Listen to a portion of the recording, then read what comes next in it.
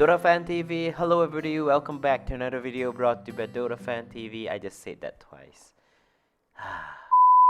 Hello everybody, it has been a few days since the We Play Esports Animajor have ended, and we have already know that PSG LGD ultimately come out as a champion, and what a dominant fashion as well. You know, they are just one step ahead of everyone in terms of the meta. They are the first team that picked Carry X, and then subsequently we see in the recent tournament some other team has been playing that as a position 1 as well, and beyond that, the way that they beat EG in the final just show that they are just on a totally different level at the moment.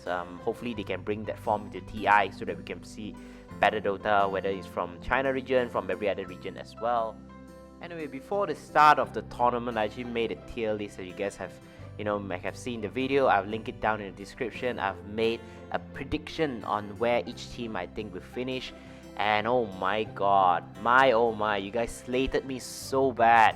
Like, I think 8 out of 10 in the comments were saying my predictions suck, it's not accurate. My god, it's called a prediction for a reason, man. Are you gonna call the weather forecast station and tell them their forecast is wrong? Even the weather forecast will get it wrong. Screw you. Anyway, before you guys slate me even further, I will slate myself in today's video. I will be comparing the prediction I've made to the actual result that came out in the tournament. Yeah, it's gonna be a bad one. Let's go. Okay, boys, so I've prepared a list where I have all the teams on the left column, PSG, EG, T1, whatever, yada yada, and then their actual result in the tournament in the second column. So for example, if you look at Alliance, if you look at Alliance, it's 9-12, and then Liquid, they already eliminated in group stage, and then these are the teams that eliminated in wildcard, so on and so forth. And then I've included another 2 tabs where I have the prediction, which is what I have predicted at the beginning of the tournament or in the previous video, and what is the difference between what I have predicted and what eventually came out as a result. Alright, we can take a look at the bottom 4 first. We have 4 teams that are eliminated in the wildcard. We have Team IG, Team Secret, Execration, AS Monaco, Gambit. To be fair to me, I got 3 out of 4 correct. I think, a small pat on the back. But at the same time, the one that I got wrong is actually Secret. I expected them to go to wildcard. I was expecting them to go into group stage, but they got eliminated in the wildcard. Right, prediction is group stage, and the actual is actually wildcard over here. So they perform below my expectation by 1 level, which is still okay. I wouldn't slate myself too much for that because it is still close enough, right? Okay, let's move on to the next one. Oh boy, this is we have Beast Coast and Liquid, who are both eliminated in the group stage. Beast Coast, I was predicting them to reach into 5th, 6th spot. They dropped 3 level and eventually drop out in the group stage. And Liquid, oh boy, I expected them to reach 2nd in this tournament, and they bombed out in the group stage. That is super bad. Like, I think they performed so much worse than what they did in the DPC. They have Sumail in the team. In the DPC, they were very stable. They beat, I think they only dropped 2 series, and then they beat everyone else in the very stacked Europe region. They would place 2nd.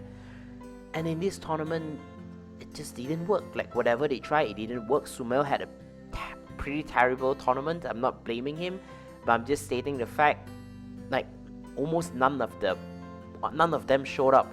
And even Taiga, who's usually a very, very stable position forward, didn't play well at all in this tournament. Yeah, but eventually, after the tournament, Sumail left, and then they got Boxy back into the team.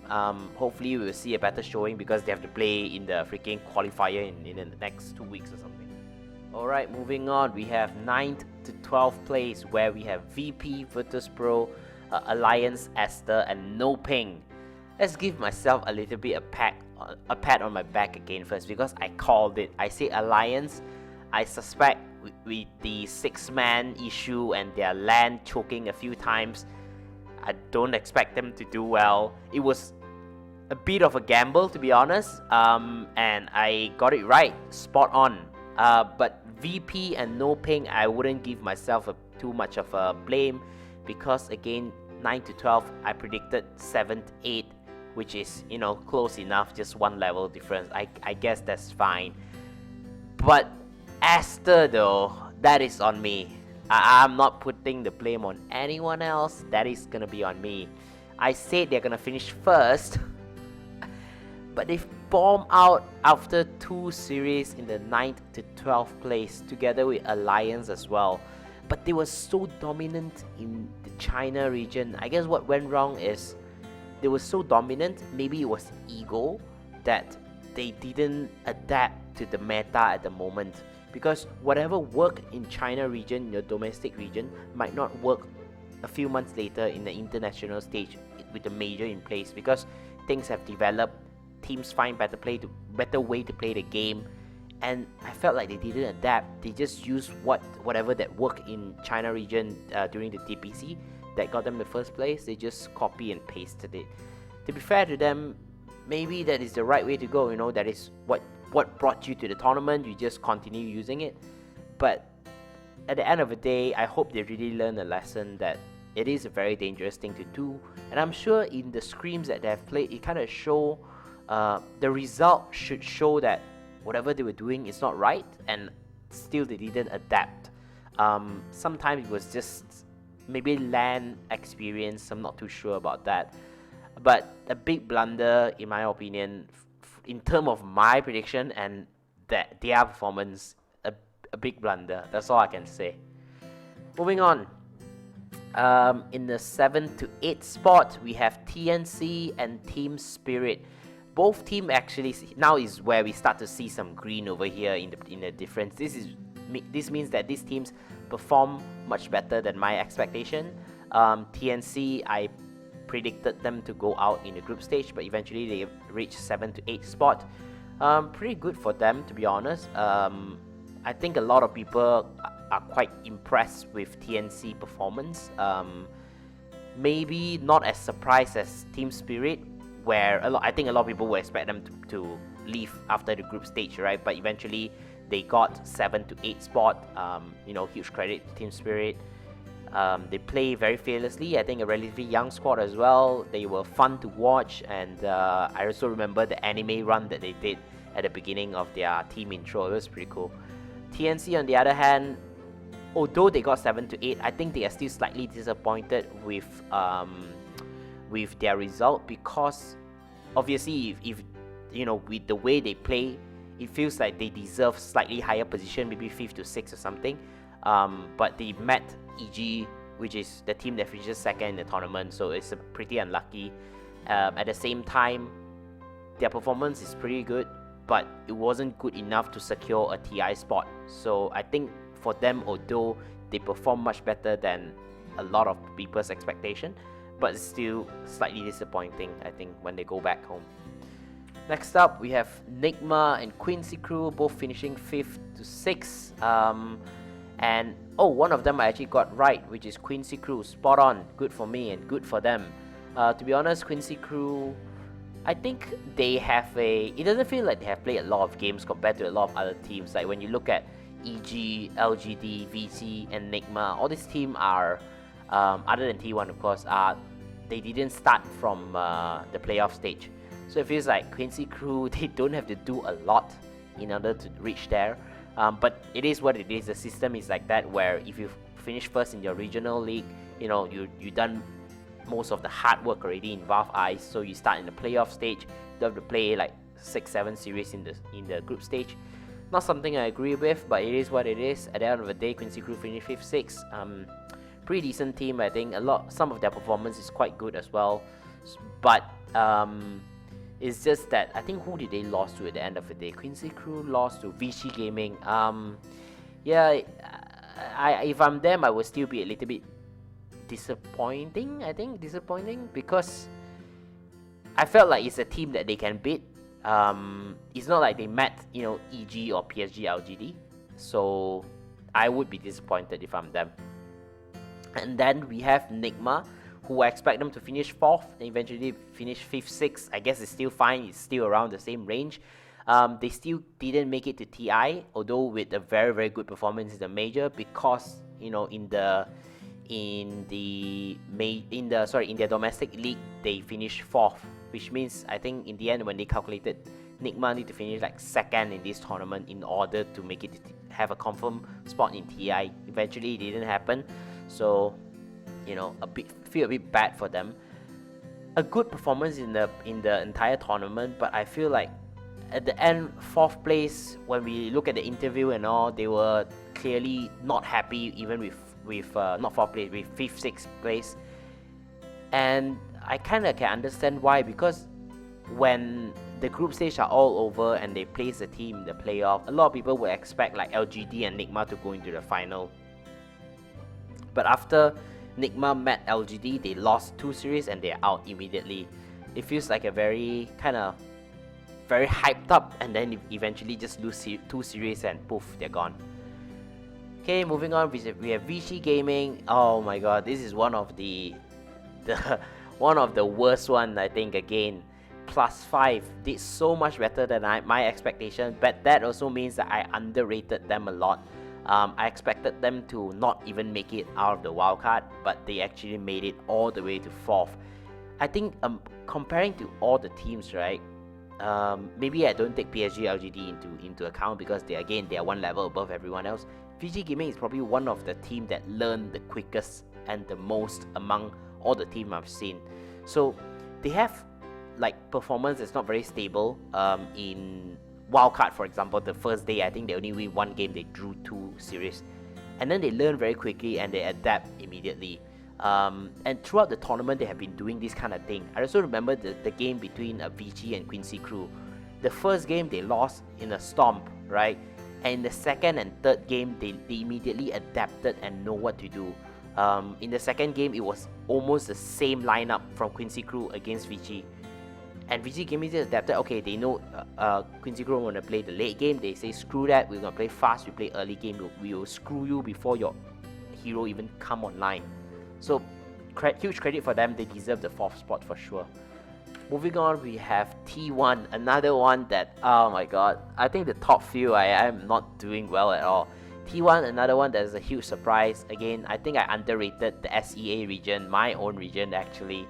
I'm happy for them that they got 3rd. To have a rep in the top 3 is really happy, but I'm not happy with my prediction at all. I predicted them to not even win a series and get dropped out in the 9th to 12th spot immediately, similar to Alliance. But they proved me wrong. They did very well. In the end, they only lost to EG and PSG LGD, which are both powerhouse of the entire major. No shame in that. I also heard that T1 in the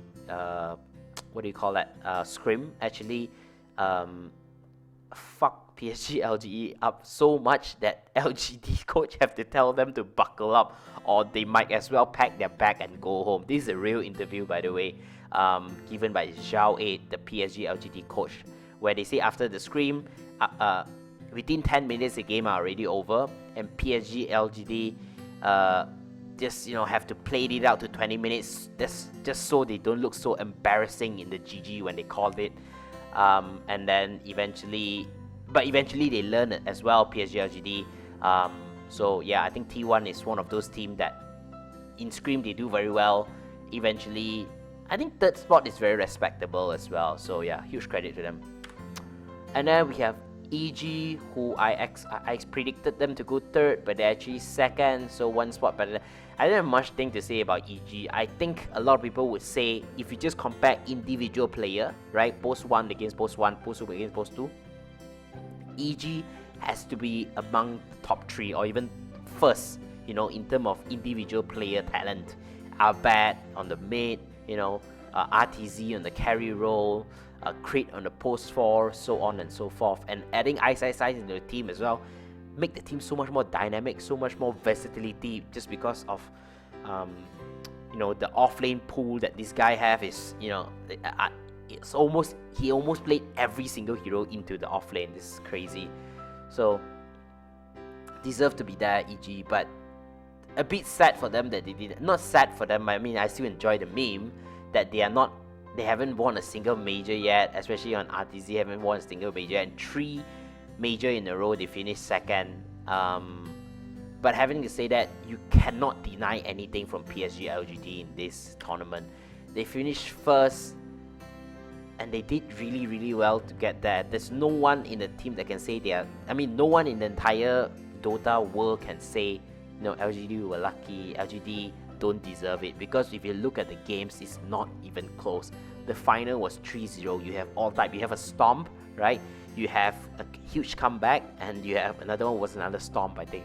So yeah, LGD just played very well, and I'm quite happy for Ame actually to be, to be kicked by LGD and then going back into LGD actually winning a major.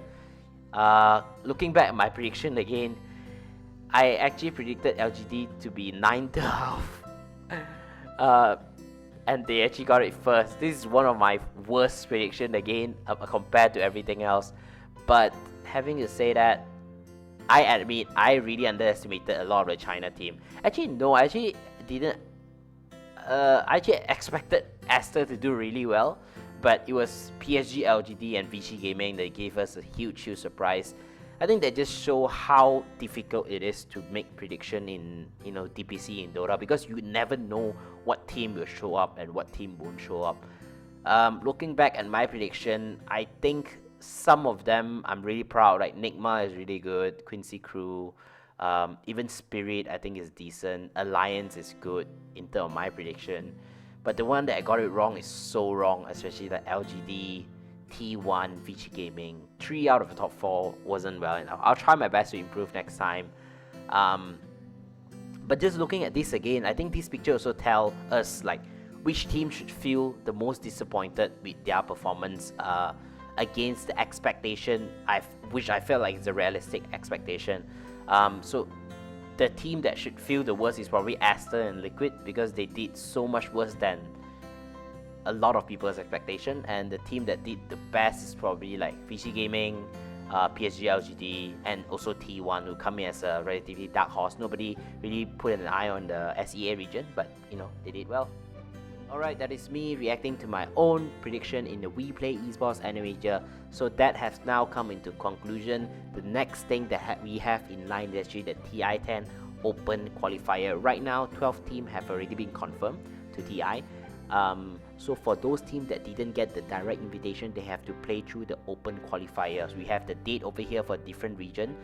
China and EU are going to start a little bit late, which is 7th of July until the 10th of July. And then we have NA and SA 30th of June until 3rd of July. And then June 23rd to 26th is South America and Eastern Europe.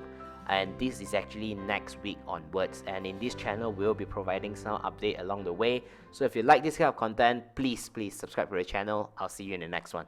Bye bye.